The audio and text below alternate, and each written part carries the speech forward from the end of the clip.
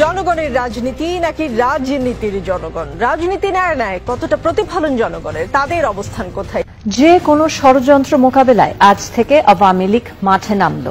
মুজিবের চেতনা যার বুকে তাকে কখনো দাবানো যায় না। মুজিবের হাত উঠলে আকাশে ভয়ে কেঁপে মরে হয় না।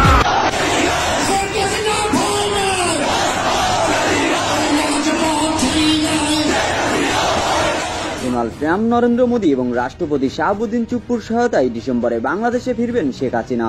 আওয়ামী লীগ দেশে ফিরলে দেশে ৫ই আগস্ট নয় বরং গণ অভ্যুত্থানের সৃষ্টি হবে। শেখ হাসিনা দেশে ফিরে উপদেষ্টা এবং সমন্বয়কদের ফাঁসির দড়িতে ঝুলাবেন বলে সাবধান করলেন সমন্বয়ক আব্দুল হান্নান। বিস্তারিত জানাচ্ছেন আলো টিভি নিউজ। আওয়ামী লীগকে মাঠে নামতে দেন, তাহলে আওয়ামী লীগকে আজকে সুযোগ দিলে কালকে আওয়ামী লীগ কি করবে? আওয়ামী লীগ কি ছোট দল? আওয়ামী লীগ কি কোনো বাম সংগঠনের মতো ছোট দল বা অন্য কোনো দলের মতো ছোট দল?